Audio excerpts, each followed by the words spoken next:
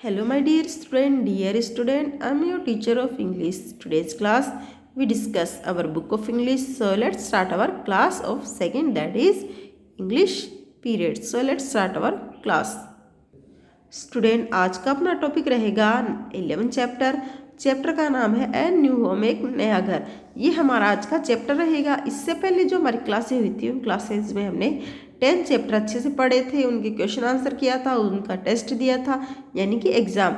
ये हमारा जो वर्क था वो हमने पिछली कुछ क्लासेस में कंप्लीट कर लिया था। आज की क्लास में हम करेंगे हमारा नया चैप्टर। ये एक स्टोरी है और आज स्टोरी के बारे में हम रीडिंग करेंगे। देखिए हमारा चैप्टर क्या है, किसके बारे में है और घर कैसा है, इसका याद चैप्टर है। देखते हैं। Amit, Uma and Samitha were in bed and waiting for mother to read them a bedtime story. Amit, Uma और समिथा, ये तीन कौन है? ये तीन बच्चे हैं, तीनों भाई बहन हैं और ये अपने बेड पर बैठे हुए थे। तीनों की तीनों कहाँ बैठे हुए थे? अपने बेड पे, अपने बिस्तर पे, और इंतज़ार कर रहे थे अपनी माँ का। किसका इंतज़ार बच्चों? अपनी माँ का, ताकि वो आके इनको कहानी सुनाए।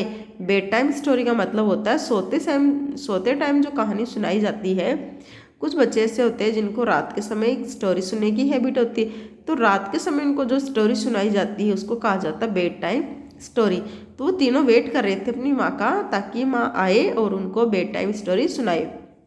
Mother entered with a big beautiful picture story book. माँ आई, अंदर प्रवेश किया। एंटर्ड का मतलब होता है अंदर प्रवेश करना। माँ ने अंदर प्रवेश किया किसके साथ में?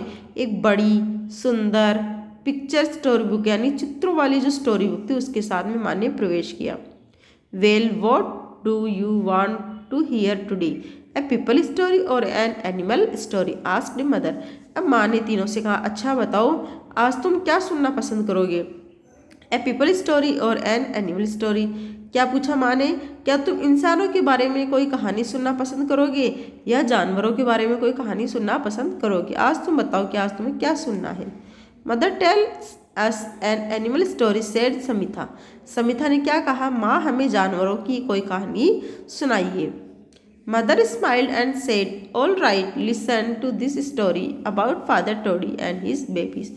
अब माँ मुस्कुराई और कहा, ठीक है, तुम सबके सभी स्टोरी सुनो, लेकिन किसके बारे में सुनानी है तुम स्टोरी? आज किसके बारे में सुननी है? आज स्टोरी में पढ़ेंगे father Toady and his babies.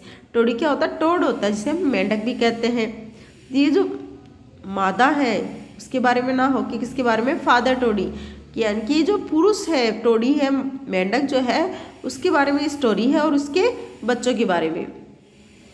Father Toady was a kind and clever toad. Father Toady एक दयालु और चतुर मेंढक था। He took great care of his children, और उसने अपने बच्चों की खूब देखभाल करता था। ही हैड मैनी चिल्ड्रन, उसके बहुत सारे खूब सारे बच्चे थे। When they were born, mother Toady put the baby tadpoles into a pond. जब उनके जो फादर टोड था उनके खूब सारे बहुत सारे बच्चे थे, और जब ये बच्चे पैदा हुए थे तब जो मदर टोडी थी, मादा मेंढक थी, उसने मादा मेंढक यानी जो फीमेल मेंढक था, टोडी था, उसने उन बच्चों को, जिन्हें टेडपोल्स कहा जाता है, यानी मेंढक के जो बच्चे छोटे होते हैं तो उन्हें टेडपोल्स कहा जाता है, तो इन टेडपोल्स को उन्होंने एक तालाब में डाल दिया।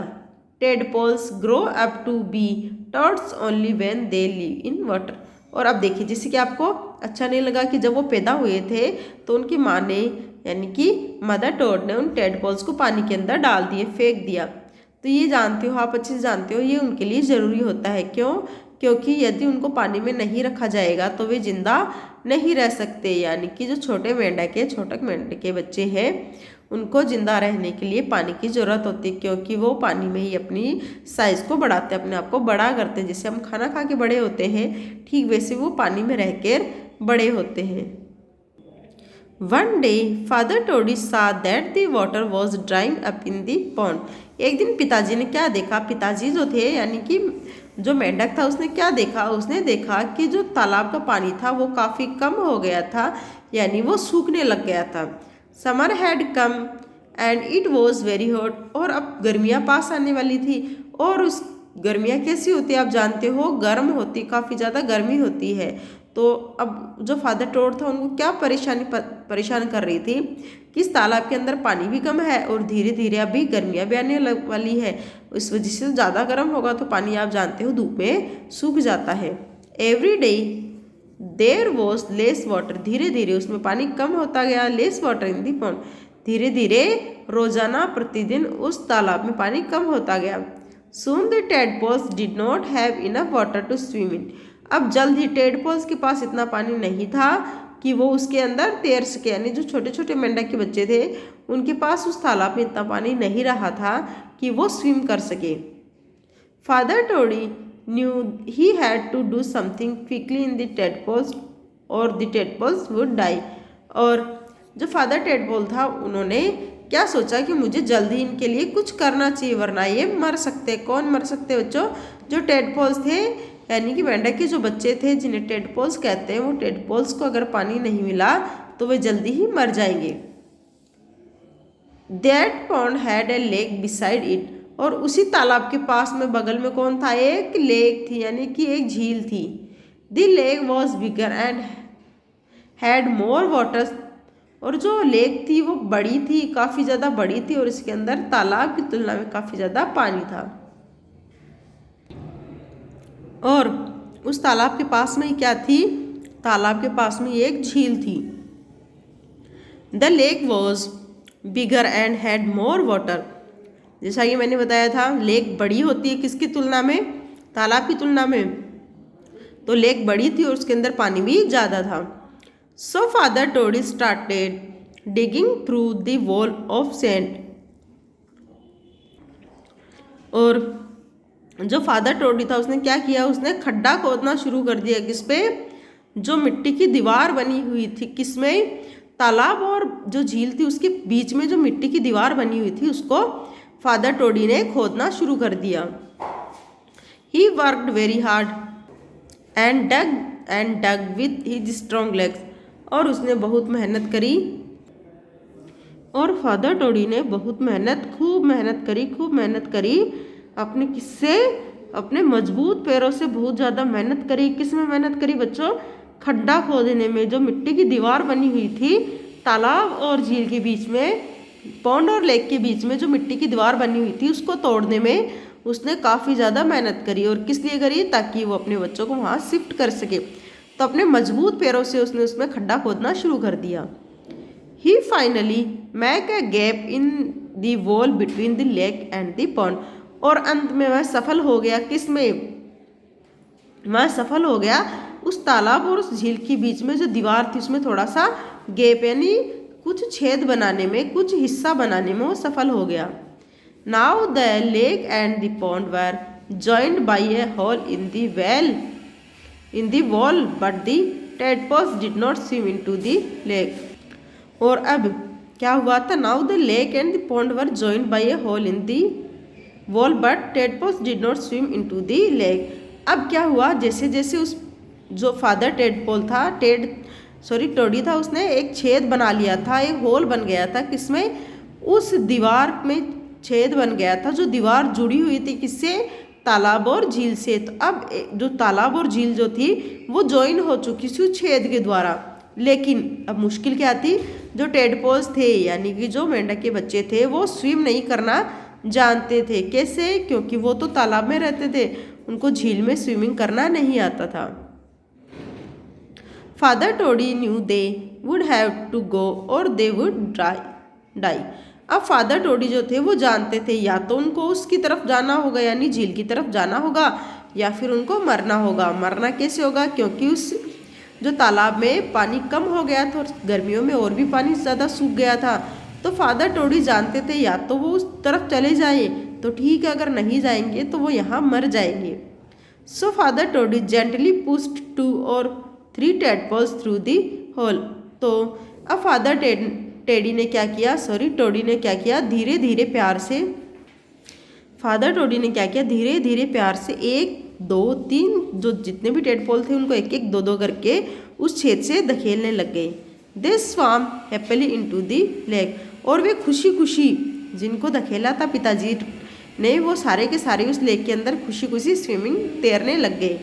Then he showed the other tadpoles the way to the lake. और अब जो फादर टोडी था उसने उन बाकी की जो टेडपोल्स थे उनको दिखाया, उस छेद के द्वारा दिखाया कि देखो कैसे ये इसमें अच्छे से स्विमिंग कर रहे हैं।